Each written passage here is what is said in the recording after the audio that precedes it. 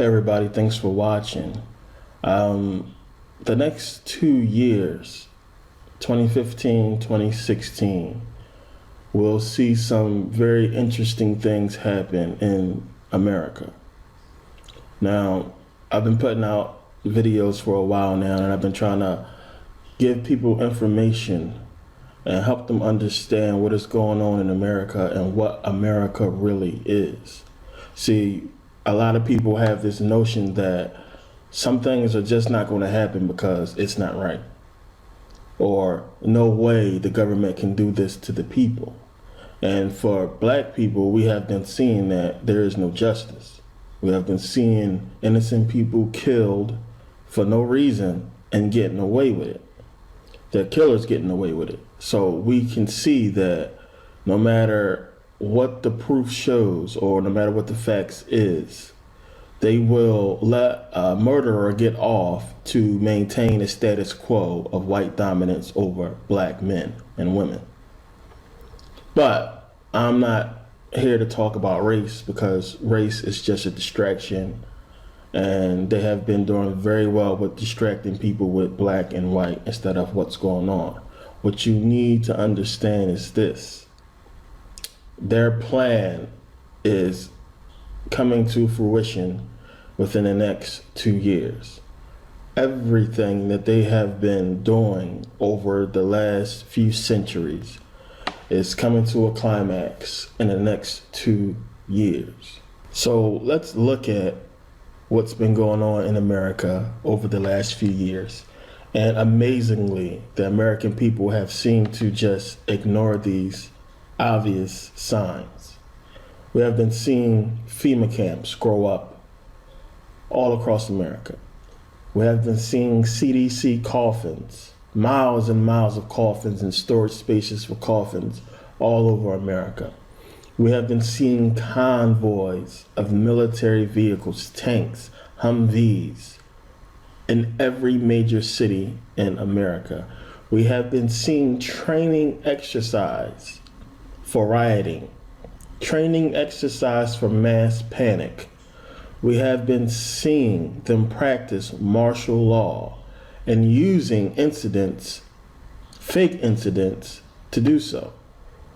We have been seeing the military, we have been seeing the police department order millions of dollars in ammunition. What do you think is going to happen? What do you think is about to happen? Now, first you have to understand why. You have to understand what happened. You have to really look at history and realize who the founding fathers of America were before you ever heard of them. You have to realize what their purpose was in America, what they were doing there. Now, the forefathers of America were under King George III, and they had specific orders on how America was supposed to be run and what America was supposed to be. America was a crown colony of the king. So was other major countries around the world. And the forefathers of America were a part of a group of men who came together and decided to rule the world strategically through taxation, through loans, through finance, and if need be, war. And the forefathers of America were a part of that secret society, and they went against their oath. Now, the question is, who did they break their oath to? Did they break their oath to King George III, or did they break their oath to the Freemasons? Because we know most of the people who signed the Declaration of Independence were themselves Freemasons. We know for a fact that George Washington was a Freemason, and the Declaration of Independence was signed before he died. We know that the Masonic layout of Washington was started before Washington died. So who did they break their oath to? So we can see clearly that they broke their oath to the king. Now, we know that they discovered that Freemasonry existed in 1717 in England, and they outlawed it because of its secretive nature. It was hidden from the king. It was hidden from a lot of people. And it was like, who the hell is these Freemasons? And, you discover they are powerful people. So they outlawed Freemasonry in England. So what I'm trying to get you to understand is this. The founding fathers of America did not go against the king because of some kind of taxes or some kind of injustice, or they felt like they wanted to be free and the king was oppressing them. It wasn't that. It was the Freemasons taking power, taking control, and separating themselves from the king. That's what happened. Because if it was about truth and justice and freedom and all that, when they freed themselves from the king, they would have freed the slaves as well. It wasn't about freedom. It wasn't about no kind of justice. It was the Freemasons taking over and taking a position of power.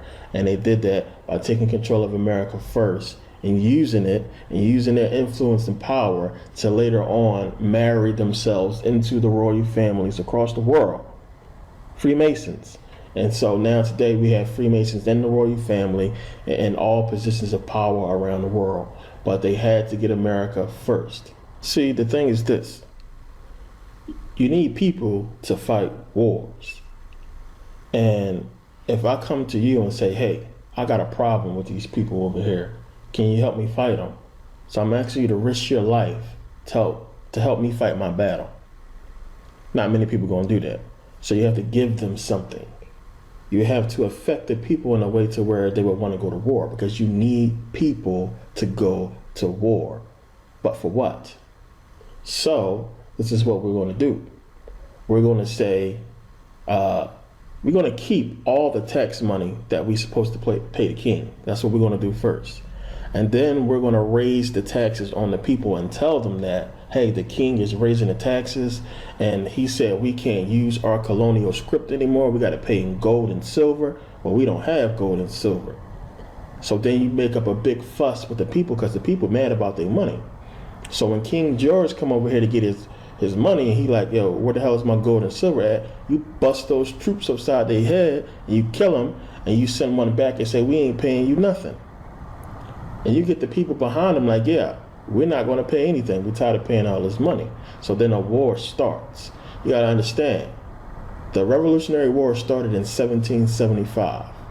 The Declaration of Independence was signed in 1776, but the war didn't end until 1783.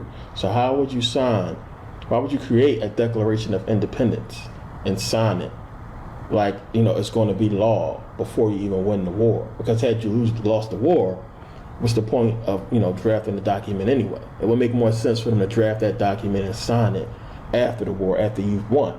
But see, they knew they would win.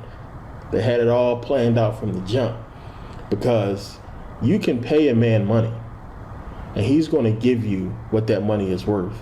And then at the end of the day, he's going to use that money to better his life. But if you give a man hope, if you give him hope that all his dreams may come true, he will risk his life. He will risk his life so his dreams can come true. And that's what the Declaration of Independence was. It was the hope for the people. So the Revolutionary War was fought by farmers. You had men, women, children, everybody was in that war. You can't fight a whole country of people. You can't fight a whole nation. Your army is only but so big, and then you have the people. But if all the people was in on this war, you cannot win. And the Masons knew it. They knew they would win, and they won. So when it was over, while everybody's thinking that, it's a big win for America, and we're free now, and we beat the British and this and that, it was just a trap. It was a Masonic trap. See, the reason why America had allies, and still have allies, but especially their first allies during the Revolutionary War, was because of what they was fighting for. They was fighting for freedom, or so they say they was fighting for freedom, because they was fighting for freedom and independence from King George III, away from monarchies, away from kings and all their taxes and all the will they was opposing on the people. They knew they would have countries rally to their aid to be free. So it was perfect setup by the Masons, but it backfired on them. It backfired because, like I said, you gave people hope, and people fought for truth and justice, freedom, and that meant something to the people. And you can't do nothing without the people. So the people, they became patriotic. And that's a bad thing for the Masons. They became really patriotic. Now, we know they later learned how to use it against us, But then there was a problem because this whole thing was new. This hasn't been done before. This was a new thing that was going on that the Masons was creating. And the people who was becoming political figures, you know, they ran on freedom and justice and truth, and they ran on all these things, you know, in America. And the Masons, you know, they tried hard to get as much as their people as possible in positions of power during the beginning of America's infancy. But you had so many people that really bought into the whole truth and justice thing. And if they couldn't bring them into Freemasonry later or buy them off, you know, they was killed. But you can only do that but so much. So here you have the Masons have reached their goal. They have did it. Their plan came about, right? But they can't seem to get a full controlling hold over America for years, hundreds of years. So today we know that Britain, England, and America are our allies. How did that come to be? You know, after 2 wars, how did we come to be friends with Britain, with England? And that's because the same Masons, the same secret society that's responsible for America coming to be, took over Britain. And they did it through the money system. And they used that same system to take over America finally and take it away from the people. They did it through money because they knew they can't beat the people. They can't beat them strategically through war. You just can't beat the people in war. So they had to take over the system from within through the money system. You know, I did a whole video on how exactly they did that. But they did it through the money system and used our own laws against us. Now, JFK figured this whole thing out. He figured it out, as well as a few other people, that the way we could repair America, the way we could fix everything that's wrong with America is to, one, get rid of the Federal Reserve, which is why he signed an executive order doing just that, and he printed these notes. If you look at the note you still have today, it says Federal Reserve note. But the ones that JFK brought out says United States note, because the Federal Reserve has nothing to do with America. It's not federal at all. It just uses the name federal to confuse you. But the bank is owned by foreigners. It's owned by non-Americans. And once he figured that out, he got rid of that bank, and that's what got him killed.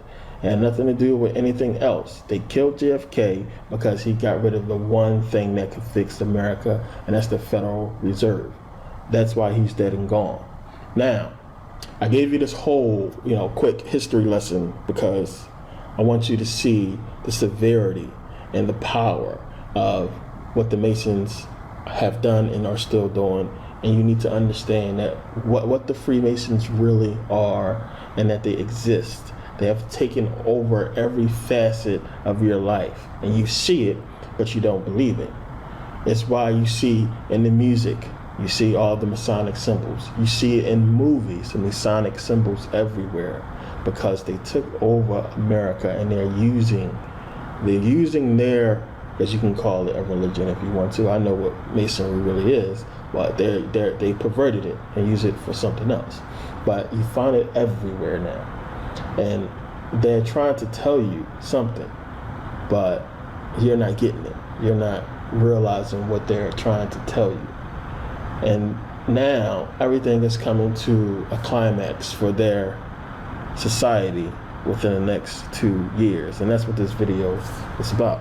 So, the Freemasons, who are responsible for creating the post-Revolutionary War America, it took them over 200 years. It took them a couple hundred years to finally get full control of America. So they got their foot back in the door. They gripped the reins of power in 1913 when they passed the Federal Reserve Act. So they gripped it, but they still had people in power who they did not control. And in 1933, they basically really killed America. In 1933, FDR basically changed most of the laws and most of the rules. He basically rewrote the Constitution in 1933. So everything that we as a people put into place as far as laws, everything that we felt was good, everything they felt that was just and truth, and everything that they thought America was supposed to be about, they put into laws. And in 1933, FDR rewrote all those laws because the Masons finally took control of America in 1933. But because before that, you didn't need birth certificate, social security card. You didn't need it before 1933 because you were truly free then. People were free. And they wasn't tracking the people and worried about this and that and your finances and all that. That didn't happen until after 33 when they finally took control. So now that they have control of America, they have to destroy it. They have to break it down completely and rebuild it back the way they wanted it to be way back in 1700s. The Masonic America that they set out to create from the beginning. Now that they have full control of it finally, they want to bring it back. Because remember, the people who control America right now, they are not Americans. They can give a good goddamn about your patriotic nature and your feelings and all that because it's bullshit. They created it. They created it, which is why you see Freemasonry everywhere, because this has always been about Freemasonry. That's why it's all over the place. This is a free Mason. Well, America is a free Masonic country, period. Whether you choose to believe it or not, the proof has been in your face your whole life. You choose not to see it, but that's the facts. And they have to destroy America, break it down, build it back up the way they want it, and to do so, it's going to take a lot of people dying. A lot of death and destruction is coming towards there, which is why Bible prophecy always shows America being destroyed. So what does the Bible have to do with this whole thing? So, let me get into that briefly and then more later. And you have to realize that, as I said before, you need people to fight wars. It's just that simple. So you go look at all those old movies. Look at movies like Lord of the Rings and all those movies about the time when kings reigned and ruled. How do you get people to go fight a whole war for you? How do you get them to do that? Now, we understand that the villages that these people was attacking, those soldiers, they was just defending themselves. That's why they fought. They didn't want to be conquered, so they fought. But how do you get people to go and conquer a land for you? And it all has to do with religion. It's just that simple, because you got to remember the people back then believed that the kings and queens had the divine right to rule. These people was raised up believing that God made these people kings over everybody else. That God did this, that God put them here. And then later you have the Bible back all that stuff up. You read the Bible, it tells you to obey those who are in power. The Bible also tells you to pay taxes. It tells you to pray for your government officials. It tells you to obey your public officials, whether elected or not. It tells you that they are ordained by God. They were put there by God. And they have a divine right to be in a position of power. And you are supposed to obey them without getting mad. Your Bible says this. Without getting upset. You're supposed to just listen to them. So this is how you get people to obey a king. This is how you get people to go and fight a war if they believe that God is telling them to do so.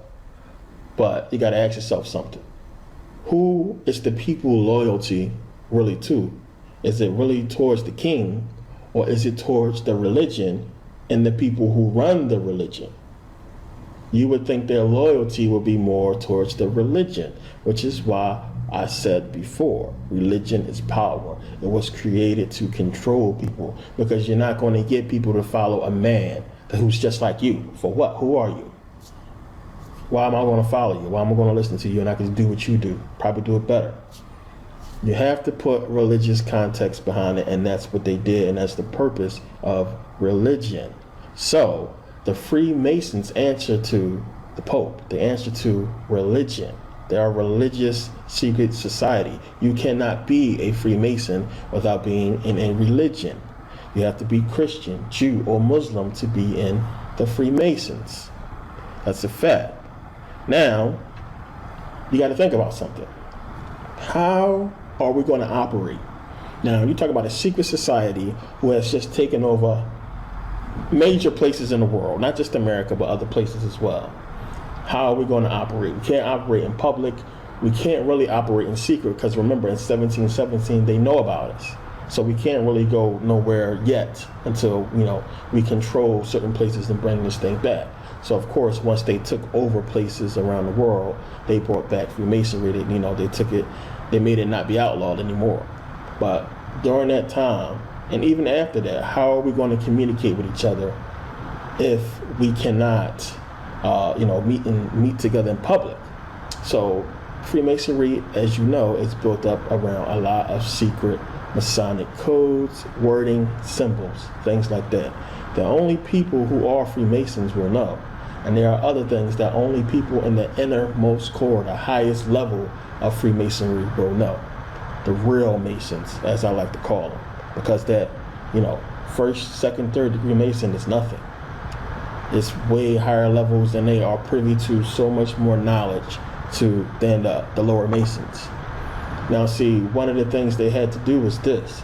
In order to figure out if we're going to bring you into the highest order of Freemasonry, remember, you have to be in a religion. So you'll hear a lot of Masons who are, lower level Masons, they talk about Jesus.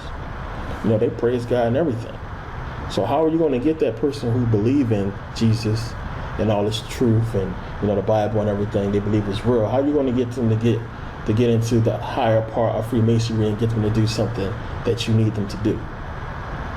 You have to have a way of showing them that the Bible that they believe in, or the Torah that they believe in, or the Quran that they believe in is not what they think it is. But first, you can't just come out and tell them that. You have to give them a test. And one of the tests that they do in Freemasonry is they test your faith to Freemasonry or your test towards your religion. And one of the things they do is they will give you your Bible and they will tell you to turn to the Bible verse or to the religious verse that mean the most to you. And when you read it, they will ask you to defecate on that page and then set the Bible or religious book on fire. Think about that.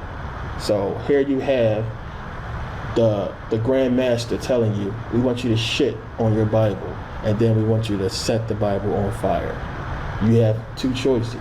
Either you do it or you don't. Now, if you do it, you passed. And then they will test you more and see what else you are willing to do. And they might get you to do something later like kill somebody to see how loyal you're going to be. Now, once you do those kind of things, they know you can be trusted with certain information because now they have dirt on you. And you can go up to those higher blocks of Freemasonry where more things are required of you, like sacrifices. Sacrifice a loved one. Now, if you don't do it, you still pass. If you do it, they say you pass. Let's keep it moving. If you don't do it, they say you pass. Oh yeah, you passed. You kept your faith. Good job. It was just a setup. It was just to test your loyalty to your religion, and that's how they get you. Because when you don't do it, they know they can't trust you with certain information. They can't trust you at a certain level. So you only stay at a certain level and you only be given certain information. But if you're willing to do something that's heinous and nasty as shit on your Bible and set it on fire, then you are probably willing to do some more heinous and nasty things, which the inner core, the top block of Freemasonry is kind of sort of about, which is why they use the pyramid. Not just because they stole it, Freemasonry from Egypt. Let me make sure I put that in there. Freemasonry comes from Egypt, but that's a whole other thing. And they just perverted it. They stole it, but they used the pyramid as a symbol because very few at the top control so much at the bottom. Now remember, I was saying how they show you everything in movies in Hollywood. So, very few at the top control many at the bottom. Look at the movie Star Wars, the Sith. It was always only two Sith, the Dark Lord and his apprentice. So, if you don't know already, the whole Star Wars franchise is about Freemasonry. If you look at the Jedi Council, they would be Masons. So they would be Masons like the people who had that lower part, who they got some power, but they don't know as much. They don't know that they know about the dark side, but they won't touch it. They don't know that it's other levels they can reach, so they don't go mess with that. If you really look at the whole Jedi Council, you got to think about it. They're kind of portrayed as good guys, but are they really? The Jedi Council, they have a whole knowledge of this force, and they know the truth about the world and what's going on and everything. But do they share that with the people? No, they don't share it with the people. They keep it to themselves, like the Masons. So yeah, the Jedi, they know all about what happens when you die. They know what the afterlife really is, but they choose not to tell the people. They keep it to themselves within the Jedi Council. Now you have lower ranking Jedis, Jedi Knights and everything, and then you have the Jedi Council, and of course the Jedi Council knows more than the Jedi Knights, and so forth. Now if you remember in the Star Wars franchise, the newest ones, Anakin, who's Darth Vader, he had to do some awful things to become strong enough with the dark side. Remember, he had to kill kids, he had to kill his friends and people in order to become strong enough with the dark side. So it's just like when I was saying about how they have to burn the Bible and everything. They have to do some pretty heinous things to be considered worthy enough to get this new knowledge. So with all that being said, what I want you to really understand is the Masons are everywhere. They are in every facet of business, technology, science, medicine, religion, education. They are in every major part of your life, and you don't even realize it. See, Freemasonry has become a sort of conspiracy theory to people. You see it with your own eyes. Here they go. You can see them everywhere. You can see the symbols and logos everywhere. But TV has destroyed people's mind to where if the news doesn't report it as news, it's not real. It doesn't have validity to it if the news is not going crazy about it. And these people control the news. So people have to wake up and realize how brainwashed they are about television. Okay, so let me get into the information. Let me get into the heart of what this video is all about. And in doing so, I will answer the two questions that I posed earlier. What does the Bible have to do with this whole thing? And how did the Masons communicate with each other? Now, I realized that no matter what you say to a religious person, no matter how much proof you have, they will cling on to their religion. Because religion has a hold on them, and they too scared to let it go for whatever reason. And some people just are not going to let their religion go. That's something I have come to accept in my journey of putting out information. Even though the official story is religion is false and stolen from Egypt. That's the official story. But because people haven't seen it on the news, because the news have not done a full week story about the Bible being stolen from Egypt, nobody is believing it. And they have not done that story because the very people who want to perpetuate this whole religion thing owns the news media. That's a fact. So yeah, the Masons own the news. Now, understand, there were 16 versions of the Bible before the King James Version was ever written. Now here go a list of everybody who has written the Bible. I want you to take a look. I'm going to go through it briefly. But I want you to see that there were 16 versions of the Bible before the King James Version. Now you have to really think about something. Why would you need so many versions of the Bible? If the Bible was the inspired, inerrant word of God, it should have just been what it was. Why would you need so many people to keep writing, keep changing the Bible and making different versions if they wasn't supposed to change anything? Revelations 22:18-19 says, do not change anything. Do not add or take away from the book. Now, when the Catholic Church first translated the book from Greek, from Syriac into Latin, and kept it that way for years, something is always lost in translation. So by them translating it into a different language, words changed, meanings changed. So everything is different, and you're not getting what the true message was, or what it really said, or if it even was the inspired word of God. We don't know, because we do not have the originals. We don't know what the hell going on. We only can go by these translations. That's something you really need to think about. You also need to understand that before King James wrote the Bible, which we're going to get into that because he didn't really write it, before he put together the Bible, before he and his help put together the Bible, King James in 1599 wrote a book called Demonology. So if you are of the Catholic Church, if you are of the church, Christian, why would you seek the aid of a man who wrote a book about demons? That's something you need to think about. Now, I always like to go back and quote the Geneva Bible written in 1560, because the Geneva Bible is the reason for the King James Version of the Bible, because it pointed out all the flaws of the Bible and how it was bullshit, and it also named the Pope as the Antichrist. The Geneva Bible was like, well, this is what this is what this means, this is where this came from, and it pointed out so much. Now, you also have to understand, you have to look at a lot of these earlier Bibles.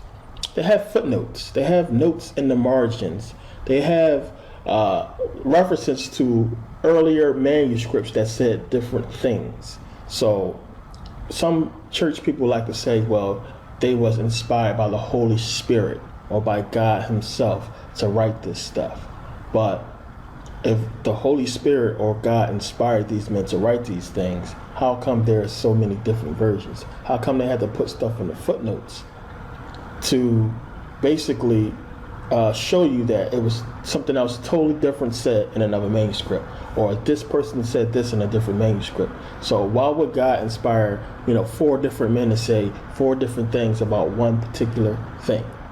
You got Matthew, Mark, Luke, and John, who all saw the same thing, and they all wrote different accounts of it. I mean, think about that. But it's a reason behind that whole thing.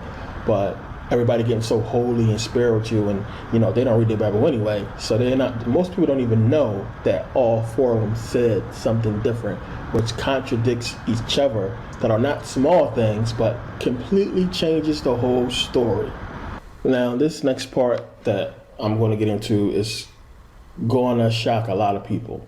Now, some of you may have heard about this or may know about it, but I don't think you know about it into the extent that I'm about to go into it in this video. Now, I'm going to come out and tell you exactly what it is before I show some video. But if you study William Shakespeare, and I remember in school, they forced Shakespeare down our throat. It's a reason for that.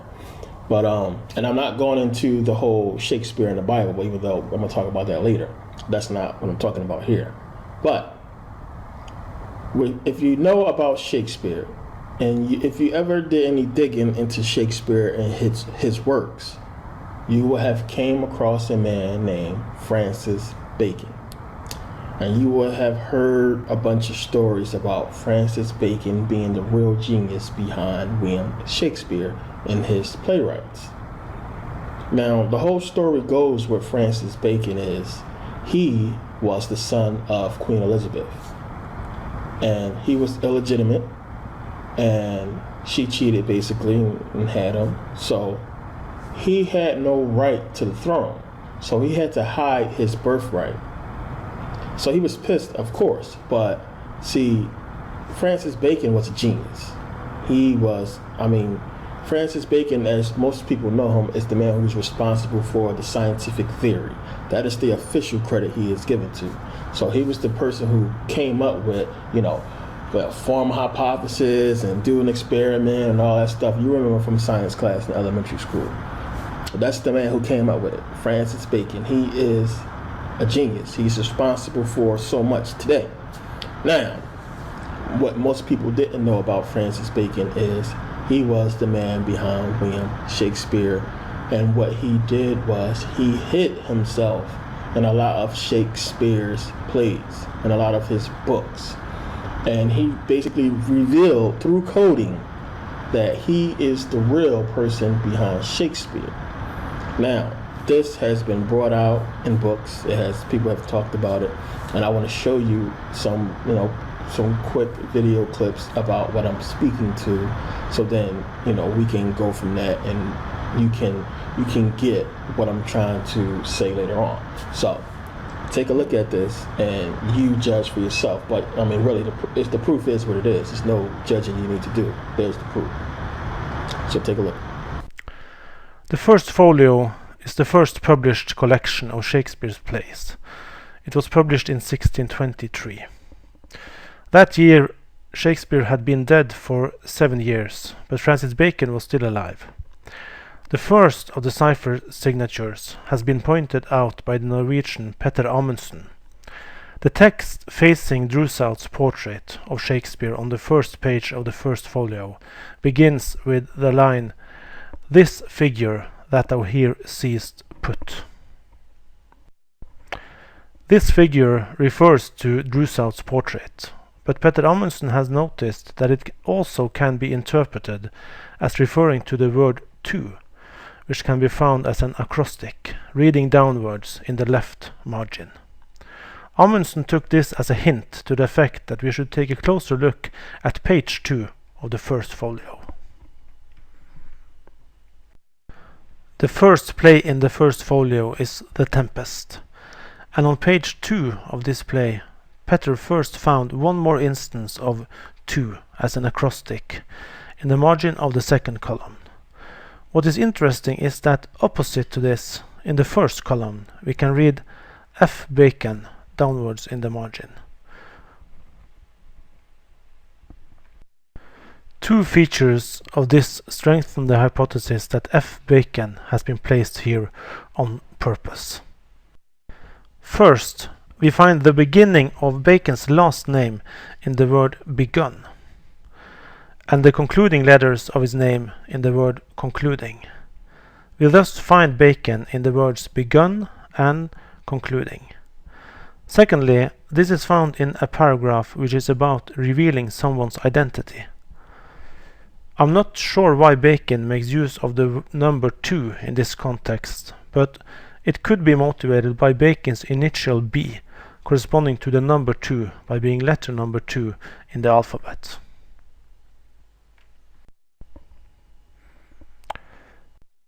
The second signature is well known and is found on page 53 of the play The Merry Wives of Windsor. As part of a lesson in Latin, we can here read, "Hang hog is Latin for bacon, I warrant you." The reason Baconians think bacon has been inserted here on purpose, as a reference to Francis Bacon, is that we find a very similar joke about hanging a hog and bacon in a posthumous publication by Bacon called Resuscitatio. In a collection of jokes and witty sayings in that book, number 36 is about Bacon's father, Sir Nicholas Bacon.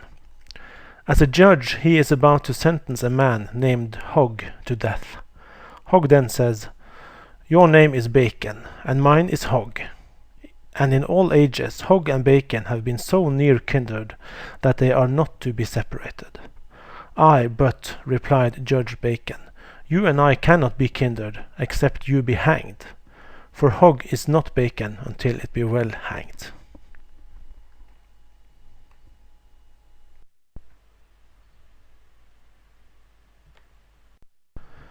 The third cipher signature, which is a recent discovery, makes use of elements from the first two signatures, notably the significance of the number 2 and the word hog. As shown here, there are no occurrences of the hog in the works of Shakespeare. But we find one instance of a hog. This is found in the play A Midsummer Night's Dream, Act 3, Scene 1, on page 152 of the first folio. We shall now see that we find Bacon hid very close to a hog in the first column of this page. Notice first that we can read, "and there indeed let him name his name." I think him here refers to Bacon.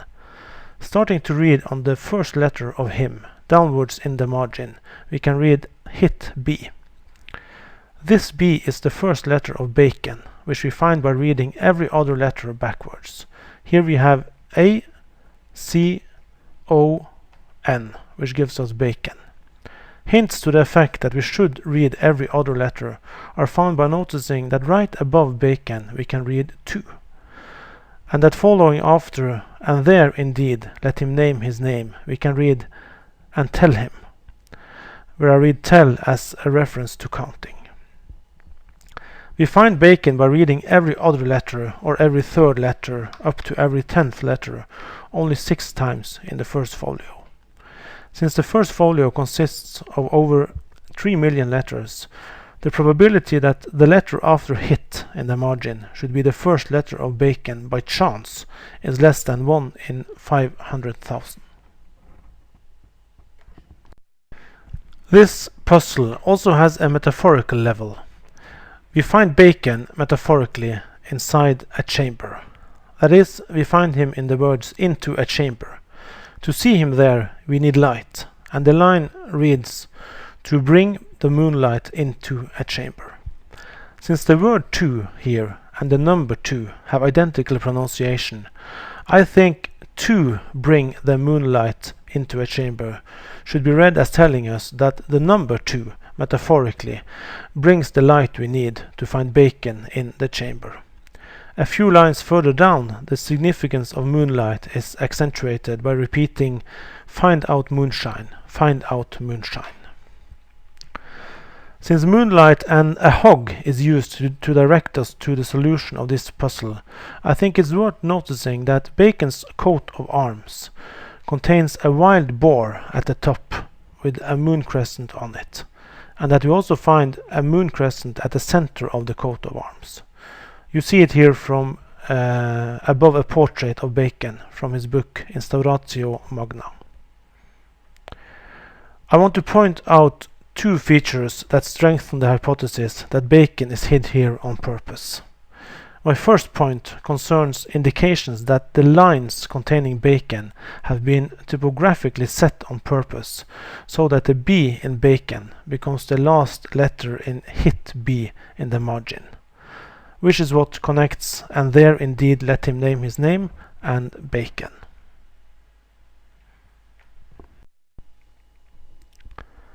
To get this result, chamber must be separated into chame and bear. Looking at the line, we can see that there are very large gaps after the commas early in the line, which is the reason there is a lack of space at the end of the line, forcing bear to be moved to the beginning of the next line. I think this is a bit strange, since the page contains many instances where there is no space at all after a comma. See this instance at the top, and this one, here is an example, here is one, and here is one more example. My second point concerns the words "and tell him." Reading the context, one will see that the use of him here makes no sense.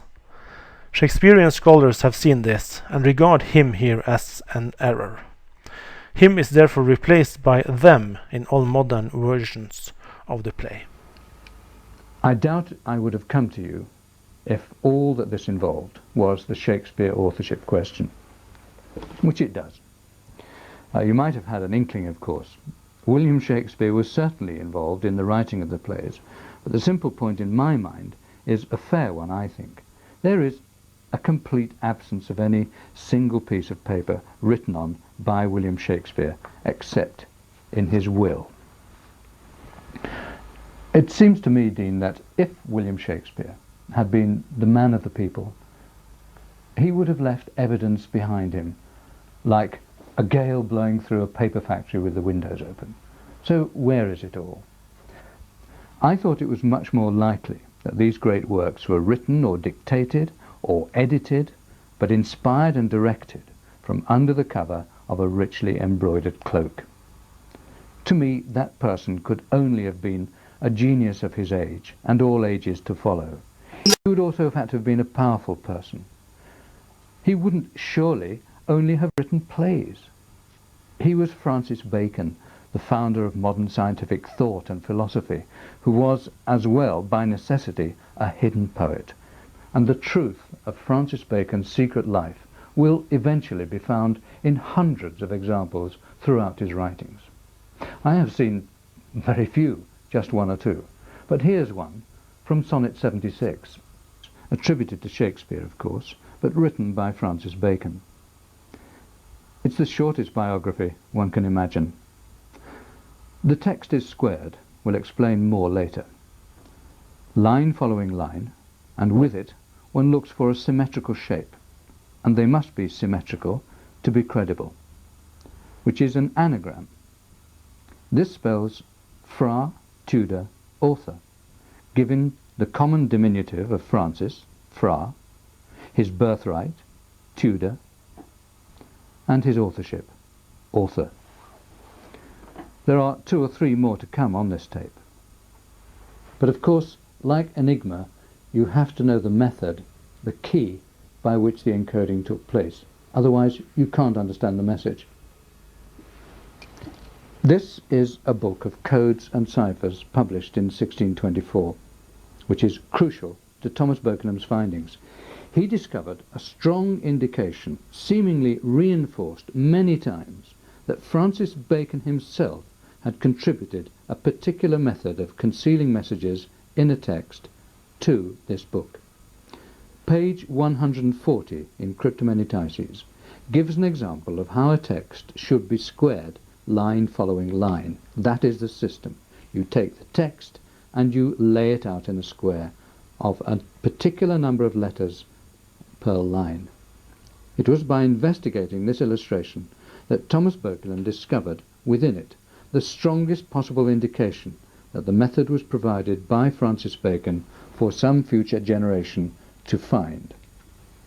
Thomas Bokenham believes he can show that this same method has been used in dozens of cipher revelations, and that this is the key to the Shakespeare enigma.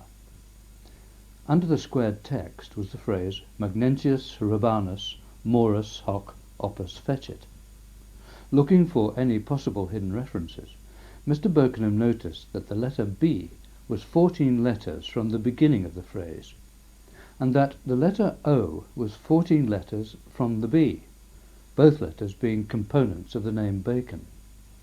He therefore laid the phrase out along a grid with a top line of 14 letters, the rest of the phrase following on to end on the word fetch on the 3rd line. Then he began the phrase again and again, repeating it slightly more than 4 times in all, line following line, until he'd built up this squaring of the phrase.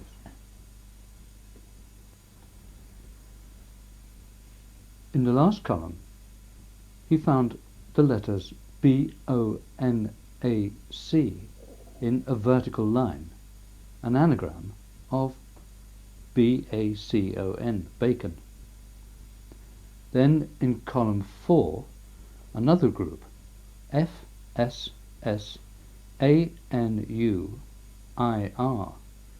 an anagram of Francis.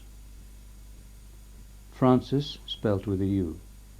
That spelling of the name often occurs in contemporary documents. Between these 2 columns he found a symmetrical group which spells A-U-T-H-O-R-S, authors.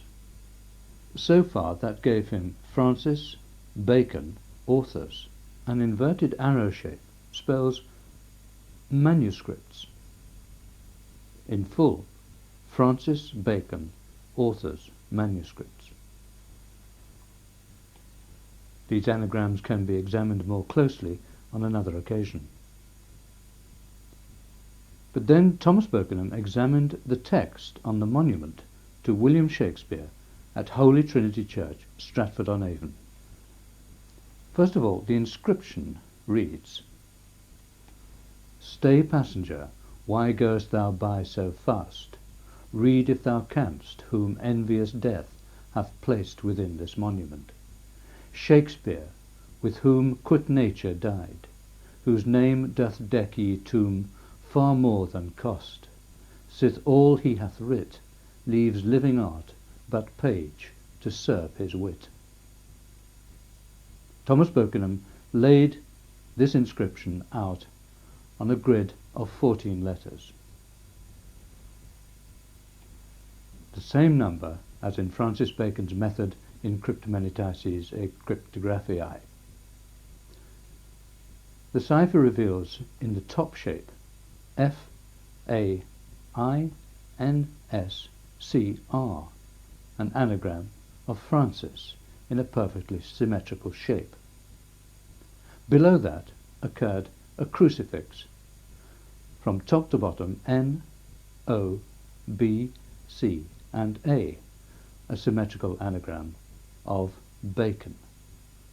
And on the penultimate line, with a V for a U, A, T, O, R, H. In total, author. Francis Bacon, author. The phrase in the inscription, "whose name doth deck tomb," convinced Thomas Bokenam. The cruciform anagram, Bacon, surrounds the word tomb, or bedecks it. Whose name doth deck his tomb. Bacon is the name. Finally, a cipher found in this text, the dedication to the first folio of 1626, which Alan Stripp also examined at my request. It turned out to have a possible relevance to Poets' Corner. Thomas Bokenam claims very strong indications of cipher at Westminster, on a par with the inscription at Holy Trinity, Stratford upon Avon, but we will not consider those in this communication. The final part of the first folio dedication includes these words, "And the most, though the meanest of things, are made more precious when they are dedicated to temples. In that name, therefore, we most humbly consecrate to your honourables the remains of your servant Shakespeare." Ewan Macduff, a Shakespearean actor and an associate of Thomas Bokenam, laid out the dedication in full, each line of text given a line to itself. In a column above the name Shakespeare rises B-N-O-A-C, obviously an anagram of Bacon, capped by the U shape of another anagram, E-M-E-S-P-L-T,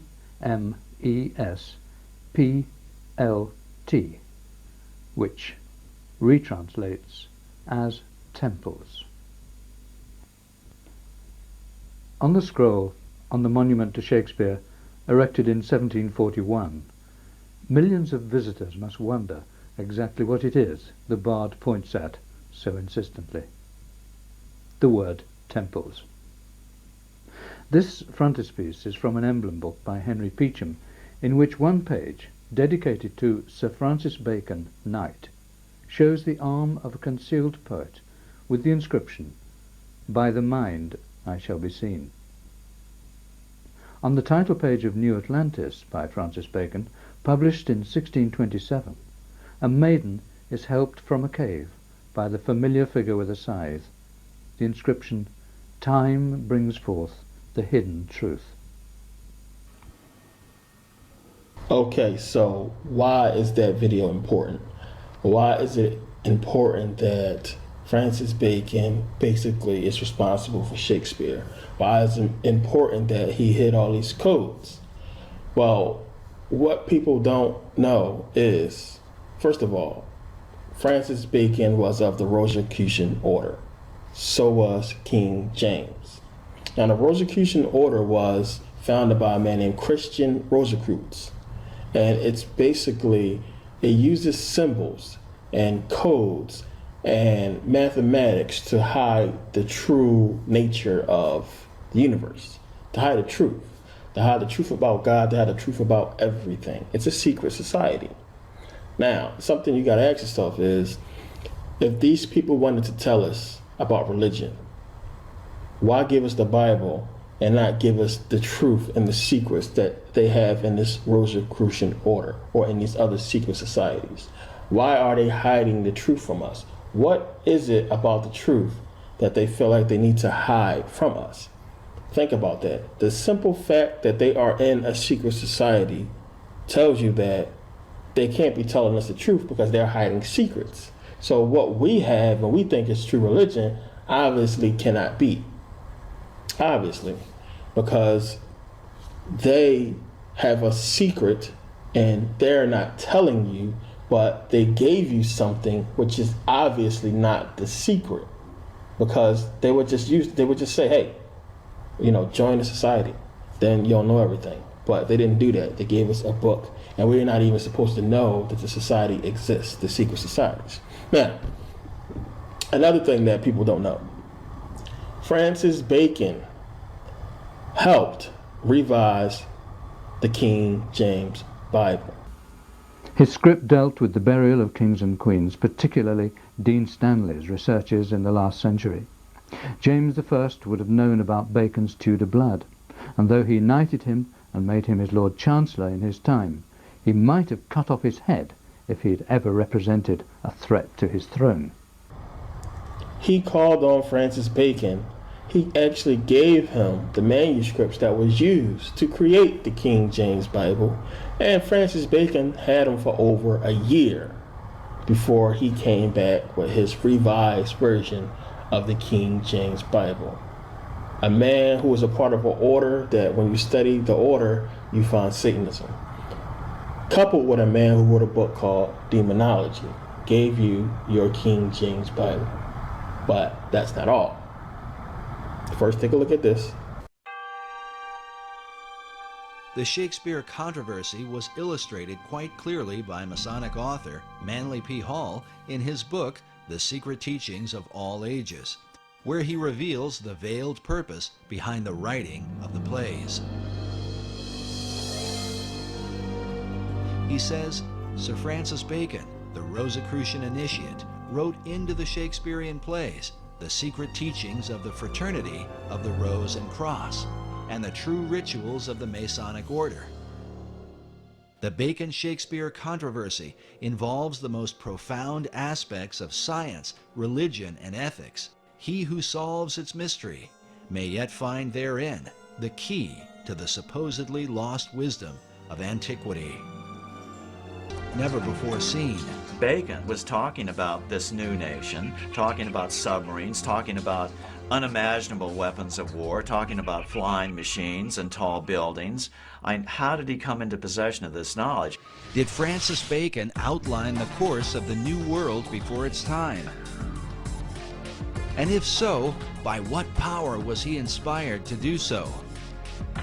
While there are no states or cities that bear his name, his mysterious influence has compelled some to call him the real and true founder of America. His founding of America was really through other people who were following his work, following the program he'd laid out. Bacon was the head of Freemasonry and Rosicrucianism. He had a huge influence through being the chief of the Rosicrucian fraternity at the time. He had a huge influence on the birth of modern Freemasonry.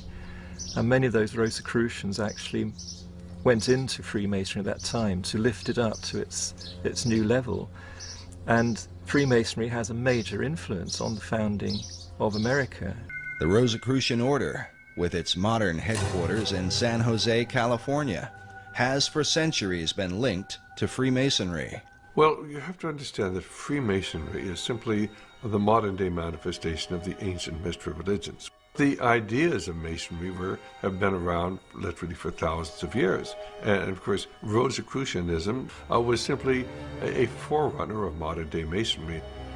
The order takes its name from its primary symbol, the rose and cross. Like Masonry, the Rosicrucians traced their religion to the mysteries of ancient Egypt. Now, see, I like to give you proof when I say things. Sometimes I like to show you that other people came to these same conclusions. But that's not the deepest part of it all. Now, Benjamin Franklin, one of the forefathers of America, guess what? Yet there is no debate about the Masonic membership of Benjamin Franklin, who is deeply involved not only with Masonry, but a whole variety of secret societies in America, in England, and in France. Societies that had everything to do with his success during the American Revolutionary War. Benjamin Franklin is a very paradoxical, complex fellow, as might be expected for someone who was such a great genius. But at times he seems like he's a Christian. At times he seems like he's a scoundrel. At times it seems like he's a Luciferian, and at times it seems like he's a Rosicrucian. He was a strange character, Benjamin Franklin, a sort of a shuttle diplomat between Philadelphia and Paris and London, England. He was, of course, an ambassador in Europe, and when he was over in Europe, he became a member of a group called the Hellfire Club. In his book, The Secret Destiny of America, Hall writes of Franklin's involvement with the plan of Francis Bacon. In Chapter 13, titled Bacon's Secret Society Set Up in America, Hall features an illustration showing the eastern seaboard with Benjamin Franklin overseeing it, while beside him is the shadow of Bacon. Hall claims that Franklin spoke for the secret societies and that most of the men who worked with him in the early days of the American Revolution were also members. He says, quote, "The plan was working out. The new Atlantis was coming into being in accordance with the program laid down by Francis Bacon." Yeah, he was of the Rosicrucian order as well. Benjamin Franklin, a founding father of America. So this takes us all the way back to the beginning of the video when I was telling you that this was a setup from the jump, and America was being put together as the Freemasons taking power. When our founders declared a new order of the ages, they were acting on an ancient hope that is meant to be fulfilled. The very first that we know of occult beachhead in America was Rosicrucian. I was out on a speaking tour recently, and I had the opportunity to visit the Ephrata Cloister, it's called, in Ephrata, Pennsylvania. And it's where the original Rosicrucian community built its headquarters, right on the east coast of the United States. And that was in the 1600s. And right about the same time that Christianity was establishing its beachhead in America, so was the Rosicrucian order. And Benjamin Franklin was an insider the whole time, helping to set this whole thing up. Because you got to remember, and he wrote about it in his own memoirs, in his own autobiography, it was Ben Franklin who went back to Britain. He went back to England. And he was the one who told the king, King George III, that, hey, we're using colonial script. We're not using that bull crap that y'all using as money. We're using colonial script. And guess what? This colonial script is completely fiat. It is not backed by gold. It's a fiat currency that we created, that we're using, and it's not backed by any gold. And that's what sparked King George III to say, hey, we don't want no colonial script. We want gold and silver. And as he wrote in his autobiography, because of the taxes that was instilled upon them, because they couldn't really afford the gold and silver, it was the prime reason why the Revolutionary War started. And guess what? He was an insider, and he instigated the whole thing because it was the setup. And the proof is here. Okay, so what does all of this have to do with 2015, 2016? Now you remember I was showing you before how you can find Shakespeare in the Bible. Psalms 46, 46 words down, you get shake, 46 words up, you get spear. It just so happens that in 2011, Barack Obama actually read Psalms 46 at the 9/11 memorial. Now, as I said, they use symbolism in everything because 2011 is not 11. You got 11, and you got 11 minus 2 gives you 9. They use They may not be nothing to you. It may be like, okay, coincidence, but it's not a coincidence. They use numerology in everything. But I want you to take a look and listen to what Psalms 46 is about, and you tell me if it's appropriate or not for this event. God is our refuge and strength, a very present help in trouble. Therefore, we will not fear.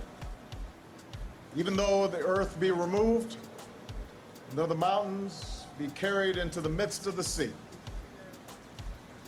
though its waters roar and be troubled, though the mountains shake with its swelling, there is a river whose streams shall make glad the city of God, the holy place of the tabernacle of the Most High. God is in the midst of her. She shall not be moved. God shall help her just at the break of dawn. The nations raged, the kingdoms were moved. He uttered his voice, the earth melted. The Lord of hosts is with us. The God of Jacob is our refuge. Come behold the works of the Lord, who has made desolations in the earth. He makes wars cease to the end of the earth. He breaks the bow and cuts the spear in two. He burns the chariot in fire. Be still and know that I am God. I will be exalted among the nations. I will be exalted in the earth. The Lord of hosts is with us. The God of Jacob is our refuge.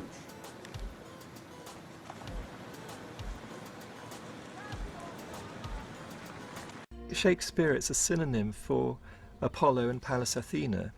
They're both known as shakers of the spear in classical tradition, and the spear represents a ray of light, a ray of wisdom, and they shake that spear at the dragon of ignorance. Exactly what Ben Jonson says in his preface to the Shakespeare Folio, to shake a lance at the dragon of ignorance.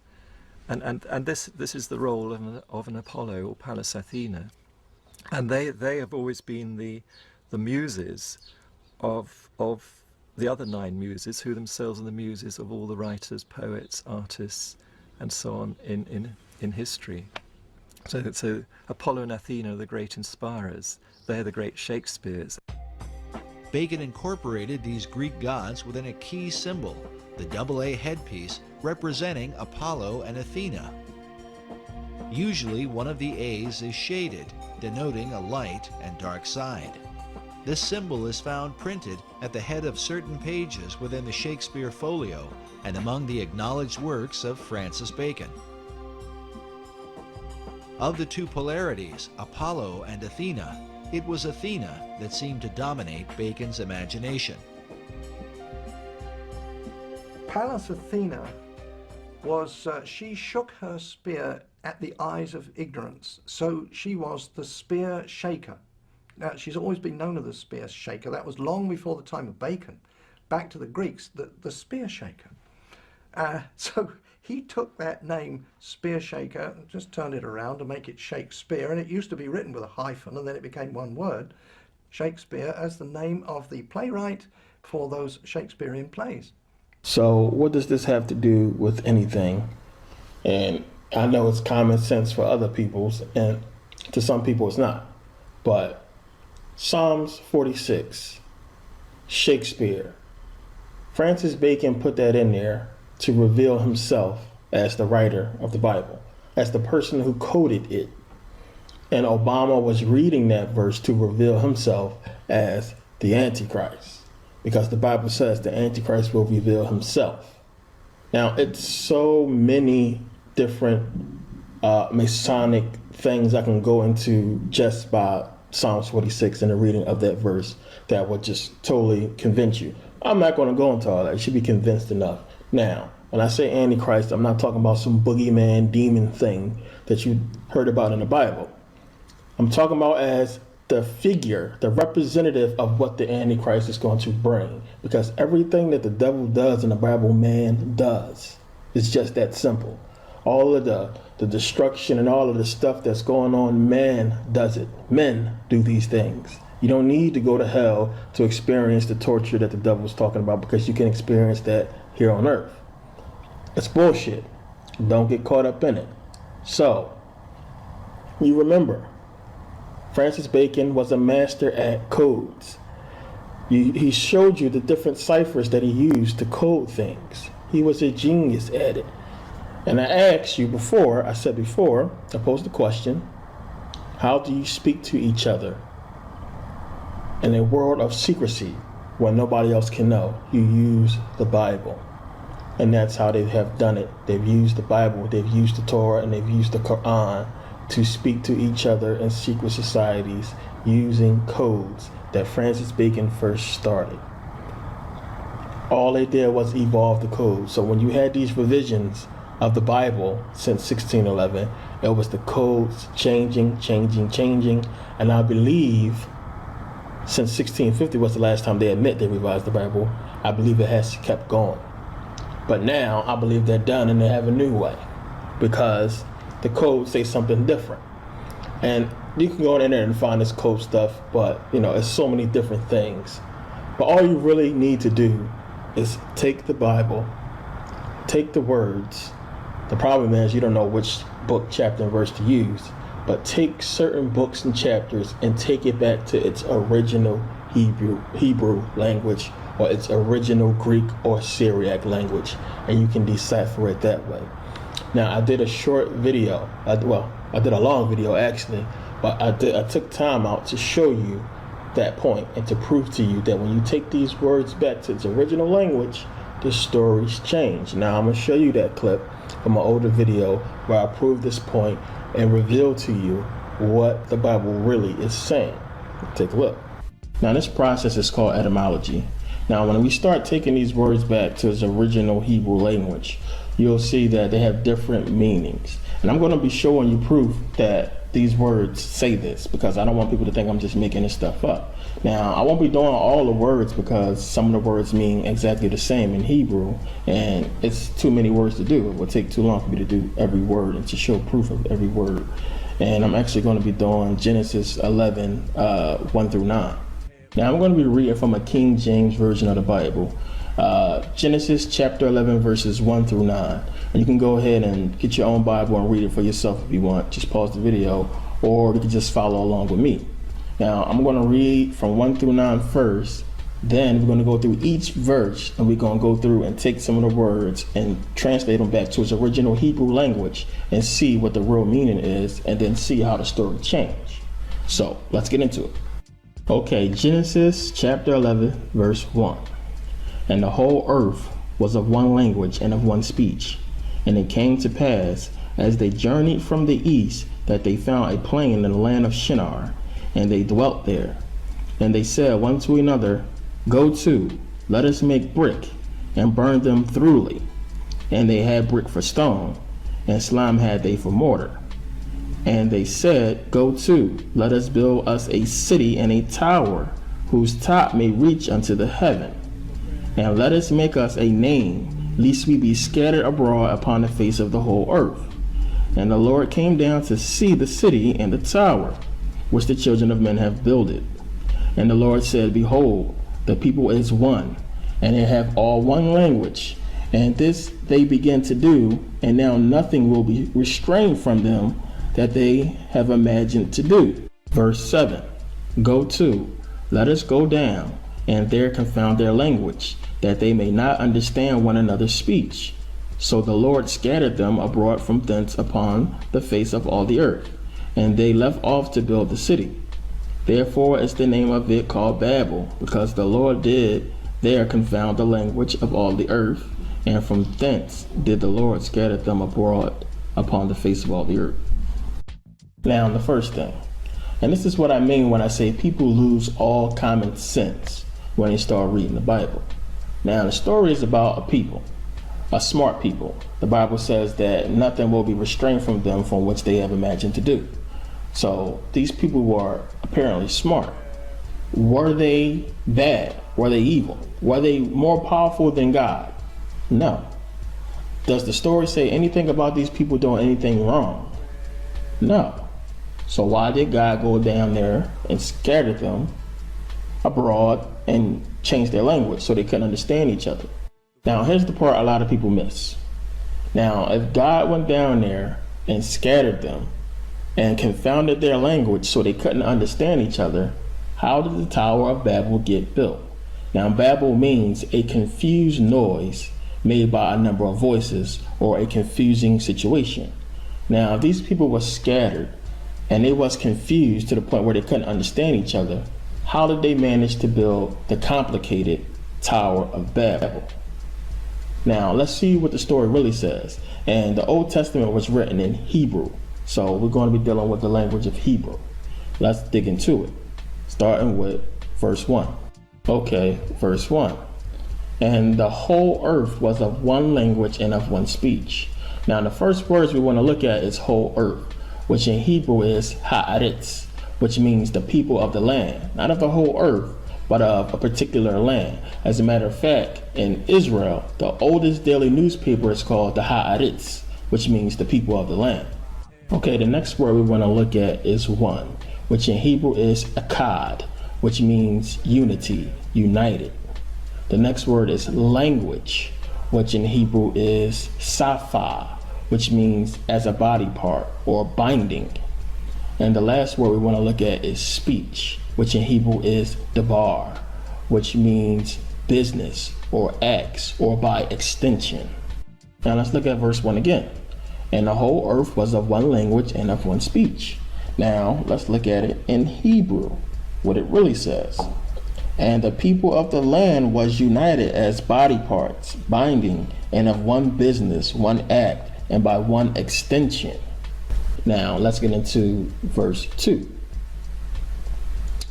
And it came to pass, as they journeyed from the east, that they found a plain in the land of Shinar, and they dwelt there.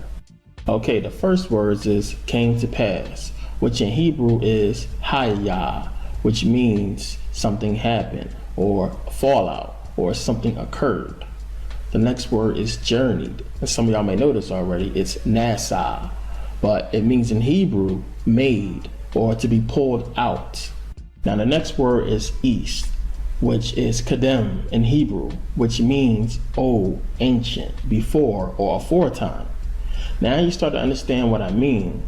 Now in the Hebrew manuscripts, the ones that they use to create the Bible, the word is kadem, which doesn't mean east, it means aforetime.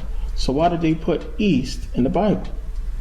Now the next word is land, which in Hebrew is eretz, which comes from Sheol. And Sheol in Hebrew means hell or underworld or place of no return. And the last word in the verse is dwelt. In Hebrew is yashab, which means to sit or inhabitants. Okay, so verse 2 says, and it came to pass that they journeyed from the east, that they found a plain in the land of Shinar and dwelt there. But what it says in the Hebrew manuscript, and something happened.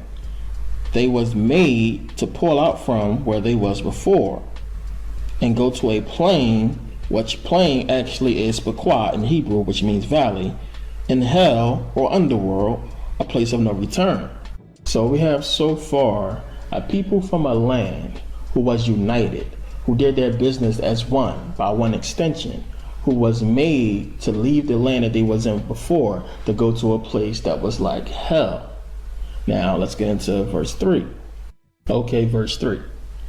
And they said one to another, go to, let us make brick and burn them thoroughly. And they had brick for stone, and slime had they for mortar. Now this is where it started to get kind of loopy. Now right off the bat, we got the first words, they said. Now they said in Hebrew is amar, which means to say in your heart, which is where we get amor or amore, which means love or a feeling of great affection. Now the next word is one, and as I said before, one is akkad, which means unity. But now I have to explain this because one here is something different. And I know these words have a lot of different meanings to it, a lot of different definitions. And I don't want you to think I'm picking and choosing which words to use. What you have to do is get a Bible in its original Hebrew and Greek language, and then get a Bible you have now, and then match the words up. And then look at the difference between the words in Hebrew and the words in English. Now, in the Hebrew manuscript, the word is one is ish. So where they put one at in your Bible, they put ish in that place in the Hebrew manuscript. And ish means man or husband. Now the next word is another, which in Hebrew is ria, which means companion. And the next words are go to, which is yahab, which in Hebrew means to ascribe, or because something happened, you did this. Now, the next words is make brick. Now, this one is kind of crazy because make brick is laban, and laban in Hebrew means be white. Now, why would they put brick there if in the ancient manuscripts it says laban, which means be white? The next word is burn them thoroughly, which is aspranal in Hebrew, which means with all effort, diligence, careful and persistent work or effort. And the last word is slime, which in Hebrew is chamar, which means pitch, like pitch black. Now let's look at what we get so far. And it reads, and they said one to another, go to, let us make brick and burn them thoroughly. And they had brick for stone, and slime had they for mortar. Now in the Hebrew it's saying, because this happened to us, let us be white with persistent work and effort. And as they was white and plummeted, and the word there is stone, but in Hebrew is eben, which means to plummet. And their pitch or color had they for mortar, and mortar is metokah, which means to stay. So which their color had them to stay. They stayed with that color. Now the story so far is you had these people who was united and worked as one. And it was forced from their land into a place that was like hell. Now the man said to the woman, to the companion, that since this happened to us, let us be white, or let us make brick. Let us be like the people who did this to us. Now you have to understand that this is a metaphorical story. It's all paraphrase. You have to decode the code. Now in case you ain't figure it out, the people that it's talking about are black people, Africans. And the land that was like hell is the desert, or Egypt. Now let's keep going and see how this turned out. Okay, verse 4 says, and they said, go to, let us build us a city and a tower whose top may reach unto heaven, and let us make us a name, lest we be scattered abroad upon the face of the whole earth. Now let's look at what this really says in Hebrew. Okay, so the first word is build, which is bana, which means reestablish or rebuild. The next word is city, which is ayr, which means a place well guarded. The next word is tower, which means migdal, meaning a podium or a platform. The next word is ta. In Hebrew, it's rosh. Now, rosh meaning a chief or a head chief or leader. Now heaven in Hebrew means shamayim, meaning abode of God or the divine ones. Now make is asa, which means to put in order or to attend to. And the last word for the verse is name, which is shem, which means your reputation or glory designated by God, a memorial or monument. Now, verse 4 reads, and they said, go to, let us build us a city and a tower whose top may reach into heaven, and let us make us a name, lest we be scattered abroad upon the face of the whole earth. Now understand that the people that it's talking about in verse 4 is not the same people as before. They are descendants of those people. And we're going to find out how we know that in a second. Now it reads, and they said, let us go rebuild or reestablish a well-guarded place and a podium or platform where our chief or person in charge may reach the abode of God and the divine ones. Let us put in order or attend to our reputation as glory designated by God before we get scattered abroad upon the face of the whole earth. Now, let's go into 5. And the Lord came down to see the city and the tower which the children of men builded. Now, the first word is Lord. Now, in Hebrew, it's 4 letters, YHUH. Then that was changed to Jehovah, then to Yahweh. Now, we've been taught that Lord in this verse means God. God came down. But Lord in Hebrew simply means the person who is in charge, or a person who has authority over others. Now, think about when you see those old English movies, and the Baron or the Count in those movies, the people refer to him as Lord. They say, yes, my Lord. But really, Lord just means the person who is in charge. Now, the next word we have is see, which is ra'ah in Hebrew, which means to access or become aware of, or to make an inspection. The next word is children, which is ben, B-E-N, which is descendants or son of, like Judah ben Hur or Ben Hur. Now, Ben Hur means son of Hur, and Hur was a companion of Moses and Aaron in the Hebrew Bible, and he was from the tribe of Judah. Now, so far we got the people were trying to make a comeback, these descendants of the people who said, let us be white. They was trying to make a comeback, and what we got is the people who are in charge going down to see what's going on. So let's go to verse 6. And the Lord said, behold, the people is one, and they have all one language, and this they begin to do, and now nothing will be restrained from them which they have imagined to do. Now, the first word is this, which is say in Hebrew, which means eclectically, which means selecting or employing individual elements from a variety of sources. The next word is begin, which is chalal, which means to pollute or to violate what has been set in place. The last word is restrain, which is gora, which is to hinder or take away or diminish. Now let's go into 7. Go to, let us go down, and there confound their language, that they may not understand one another's speech. The first word is confound, which means bala in Hebrew, which the definition is to mix or mingle or to infiltrate and render powerless. The next word is understand, which is shama, which means to hear intelligently, to comprehend. Now that's the end of 7. This is 8. This is the last verse we got to translate because we don't need to do 9.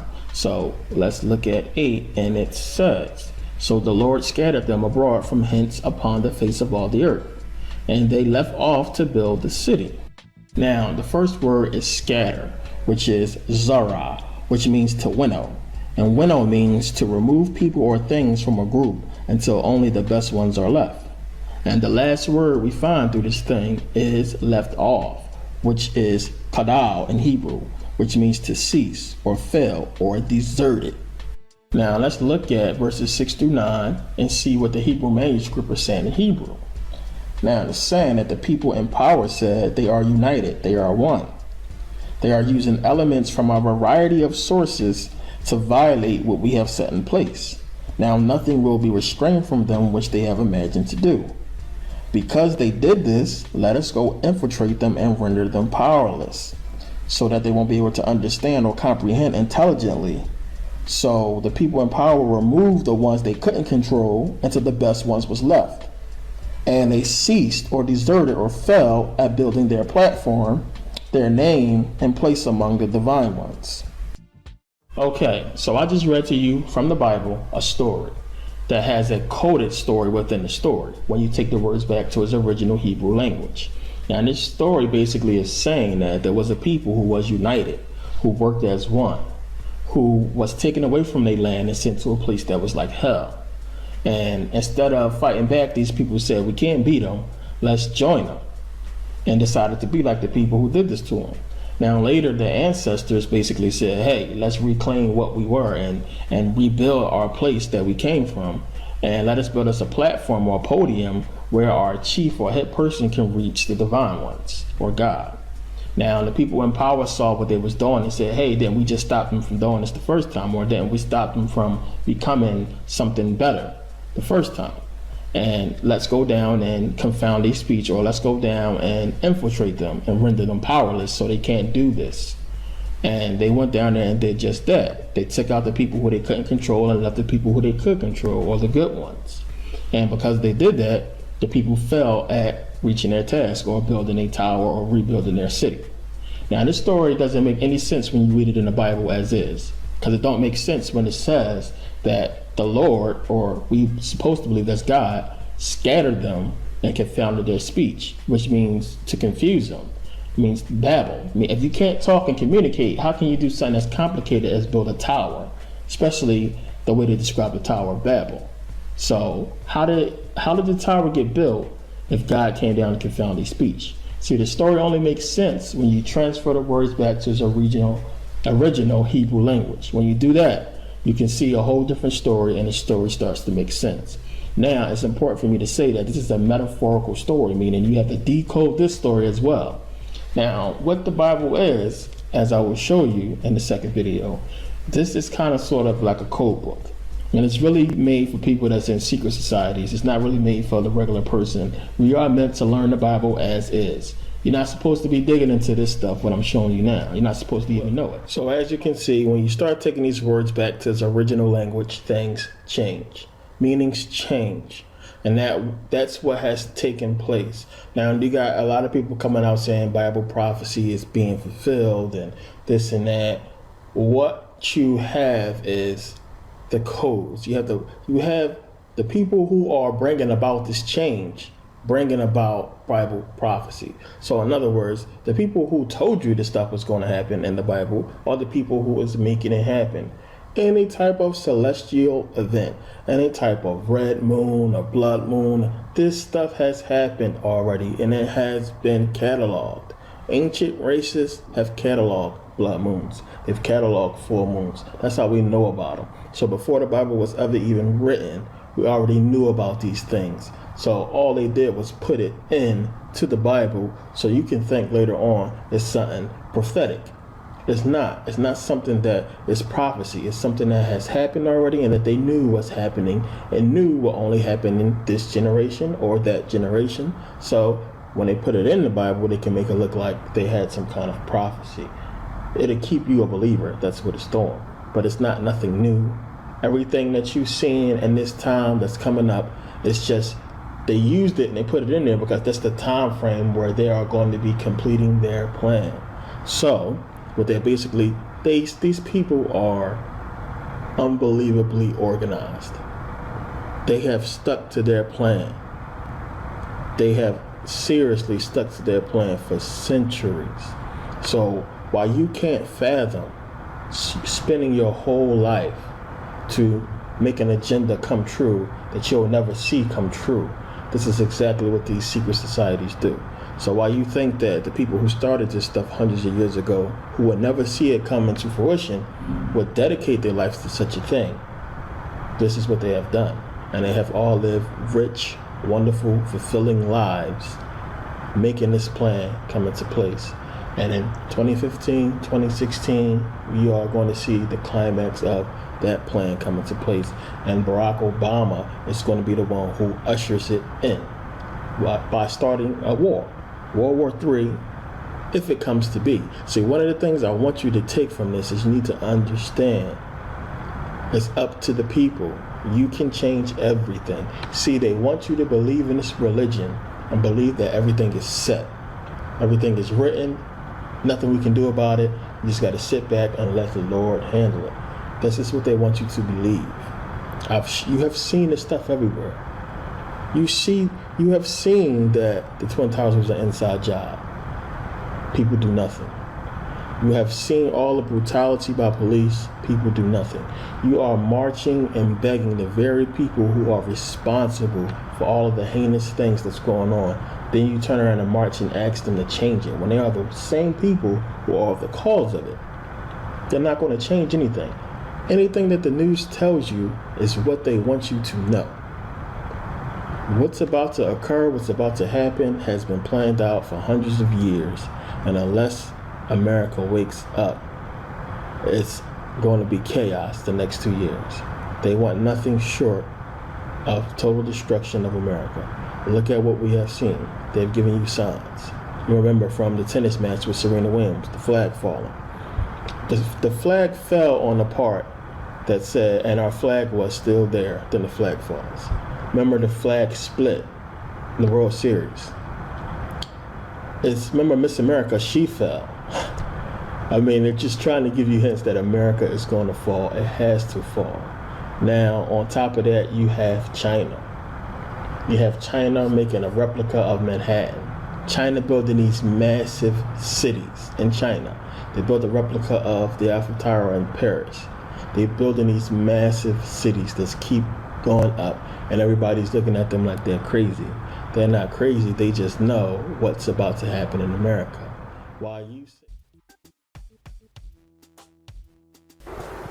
This is Ujiapu. It is China's take on Manhattan. In 2008, an ancient fishing village on an inconspicuous bend of the Hai River was cleared away, and this forest of skyscrapers were planted in its place. Set for completion in 2019, Ujiapu will be the polar opposite of what was here before.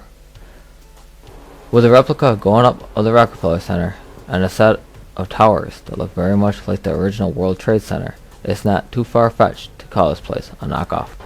But it is a knockoff like the world has never seen before. When completed, Ujiapu will cover nearly 4 square kilometers in area, making it the largest financial district in the world. The Ujiapu development is in Tianjin, which is one of the largest and most important metropolises in China. Sitting around 100 miles from Beijing, it aims to be northern China's next financial hub. Though Ujiapu will resemble Manhattan's financial district, its design was not half-baked in some shady corner of a half-rate architectural swash-up. No, China called in the big guns for this project.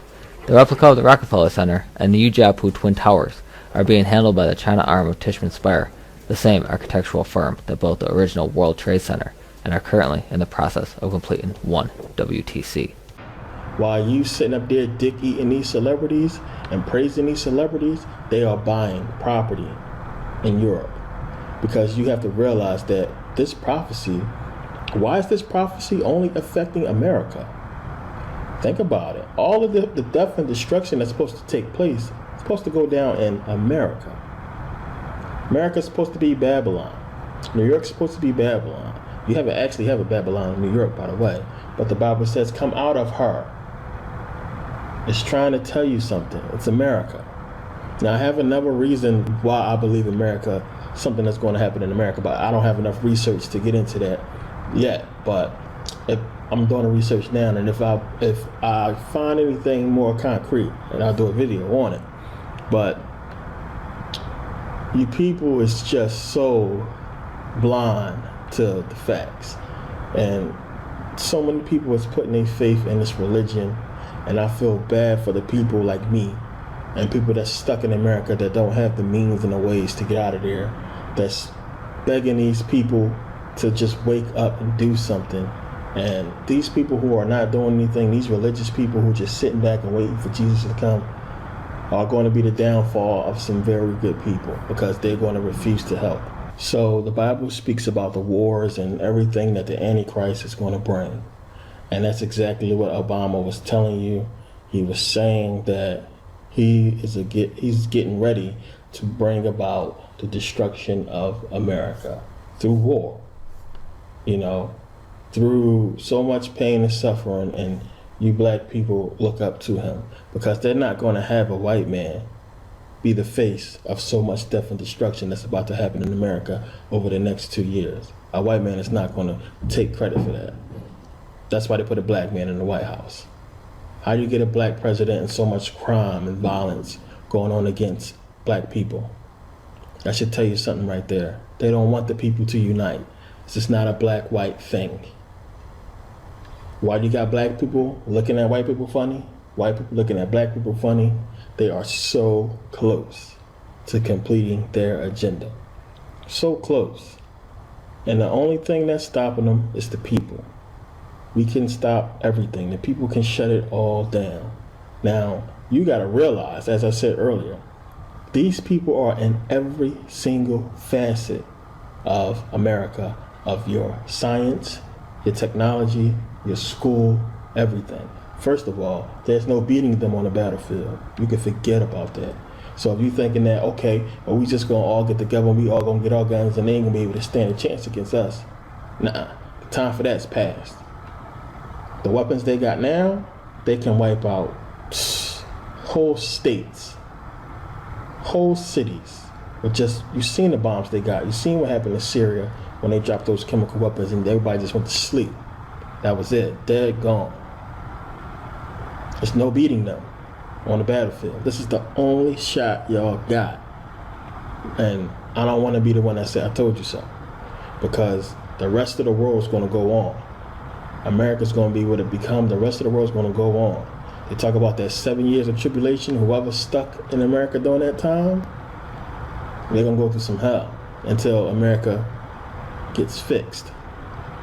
But the rest of the world is going to go on. The rest of the world will be fine. Trust me. And they are already preparing for it. China's been preparing for it. But it's America is where everything is going to go wrong. America. It tells you. Daniel's talking about Russia attacking America with air power. I don't want to go into all that Bible stuff because that's all bullshit. But it's a setup. But what you need to do, and I'm not trying to scare nobody, I just want you to really wake up and wake other people up and get them to realize that you have crazy, sick motherfucking people who are trying to bring an agenda about, who are the reason that Bible prophecy is coming true. Now, I wish I had more time to make this video longer because there's so much that I'm leaving out. There's so much more to the story, but I realize when I make these videos long, people don't want to watch them. So I try to keep them short, keep them under an hour and a half at least.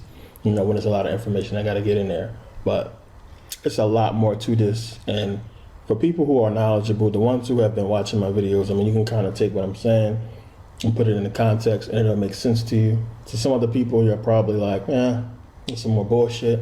I don't believe this stuff. And that's exactly what they want you to do. You know, when this stuff go down, y'all gonna sit back and think some Jesus coming on a white horse and all that, and this shit ain't gonna happen. You gotta remember, Jesus coming back means their plan is done. So that means they're finished. Their plan is done. They've won. And you supposed to chill for 7 years waiting for Jesus. Like, Jesus gonna come. But think about that, the thinking in that. I mean, what God will let you suffer for 7 years? Well, what God will let you suffer this long? So I wanted to do this video, and like I said, it's a lot more I wish I could add to it, but I don't want to make it too long. It's already too long as it is. But I just want to say to the people who follow what I follow, and you know, who's been listening to my videos and watching them and paying attention, to just get your money together. Seriously, get your passport together and be ready to get the hell out of America when it's time. I'm serious, because if people are not going to wake up, you ain't got to die there. Get the hell out of there and, you know, go somewhere. Get the hell out of the country, stack some money, and get the fuck out of America, because it's going to be crazy there. And everything that I'm seeing, I mean, I know. Other people know. And the economy is going down. The dollar's going to crash. It's going to be chaos there. There's no stopping it. But the crazy thing is, you can stop it. The people can just go and shut it down. You have to realize they are in every facet of American society. So we're not talking about just getting rid of the senators and president and all that. We're talking about America needs a complete overhaul. I mean, you got to get rid of the Congress, the senators. You got to really start looking at professors and doctors and lawyers and the whole judicial system. All that shit is corrupt. It's all part of the same beast. And all that shit is set up against the American people. It's all one big fuck. And as soon as people realize that, because they got y'all hooked on patriotism that they created America. They made you patriots so you would die for their agenda. They got you hooked on that when it's all bullshit. And now they're about to bring their plan together. And it's a shame, because America was a setup from the rip. And it's sad to say that, but it is what it is. The people can change it to what it was supposed to be. The people can make it what it should be. But the people need to wake up and stop looking at black and white, stop fighting, because it's almost too late. And they are about to win. They're about to drop that hammer. Curtain about to close. Seriously. So, to those people, man, I feel bad. I got a lot of family still in America. I'm trying to wake people up, and hopefully everybody wake up and make a change. You need to go and just really get rid of Congress, get rid of the president, do something. Like, I don't know. But if it's looking like it's not going to happen, when you start seeing that change, I'm going to give you a word of advice. I'm going to give you the warning signs. First of all, when you see the EBT, food stamp cards start to have problems, that's a sign. When you see credit cards start to have a problem, that's a sign. When they start talking about viruses, like somebody trying to use a computer virus to shut down the banks, that's a sign. And when they come on the news and say that the banks are closed, if that happens, the banks are closed and nobody can go to the banks because of some kind of computer virus or whatever excuse they use, you probably got 72 hours to get the fuck out of America then, before they declare martial law. Trust me, because that means the dollar just crashed. Pay attention to China, watch C-SPAN, find out what's going on. I'm telling you, the next 2 years, you're going to see things in America that is unheard of, that is going to blow your mind. This shit is all a distraction. America is going to go two ways. Either the people are going to fix it or they're going to take over. It's up to y'all. And again, thanks for watching, and like, comment, share, and please, if I do make another video, that's going to be like a big warning as far as like what's about to happen. So look out for that video, and hopefully things get better there. Hopefully people wake up, and if not, it's going to be crazy. But thanks for watching.